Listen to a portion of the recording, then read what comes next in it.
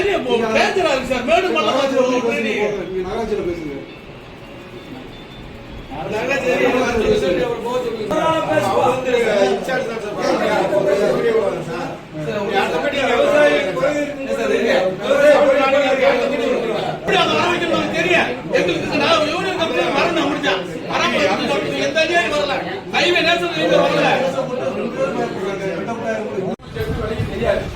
இவரை வந்து நகராட்சி பணியாளர் கையெழுத்துக்காக வந்து இங்க அனுப்பலாமா? அப்ப யாரை கேவலப்படுத்துது? இந்த மட்டாட்சியிடம் வந்து கேவலப்படுத்துதா இல்ல நிர்வாகத்துக்கு கேவலப்படுத்துதா? யாரை கேவலப்படுத்துறதுக்கு இவருக்கு வந்து A to Z வரைக்கும் எதுவுமே தெரியாது. எதுவுமே தெரியாதவரை ஒரு கூட்டத்துக்கு அனுப்புனா நகராட்சியில இருந்து விவசாயிகள் குறைந்த கூட்டம் நடக்குது, நீ போயிட்டு வா அப்படின்னு தான் இவரு பேசி இதை வந்து விவசாயிகளை கேவலப்படுத்துறது.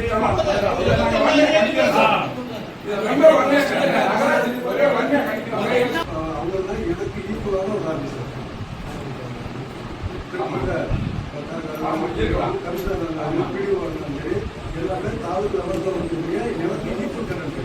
நான் வந்து தாலுக்கு ரெஜிஸ்டர்னால எல்லாத்தையும் ஒருங்கிணைச்சு நான் பண்றேன். ஆசிரியர்களால எல்லாத்தையும் யூஸ் பண்றேன். ஆனா அவங்க நடவடிக்கை எடுக்கிறதுக்காக எனக்கு இல்லை. அப்போ என்ன செய்யணும், கலெக்டருக்கு ரிப்போர்ட் பண்ணணும். கலெக்டருக்கு நான் 2 தடவை ரிப்போர்ட் பண்ணிட்டேன்.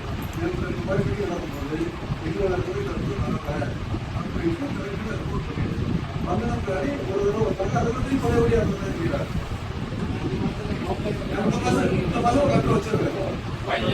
இந்த பட்டாசு போடுறத நம்ம சுரமுட்டி நகராட்சியும் காவல்துறை தடுக்கலன்னா ஏதாவது அசம்பாவிதம் ஆன பிறகு அந்த காவல்துறையும் நகராட்சி அதிகாரியும் கமிஷனரும் காவல்துறை இங்க யார் அதிகாரி கேட்டுட்டு அவங்க 2 பேரும் தான் முழுசா பொறுப்பேற்க வேண்டிய சூழ்நிலை ஏற்படும்.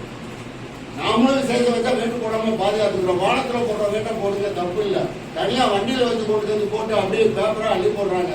தீபாவளி அன்னைக்கு எவ்வளோ ஒருத்தர் ரோட்ல ஒரு வேட்டு போட்டோ நீங்க பிடிச்சிட்டு போடுறாங்க, பயன் போடுறாங்க. தயவு செய்து இதை நீங்க வந்து காவல்துறை நகராட்சி நடவடிக்கை எடுக்கிறது என்னுடைய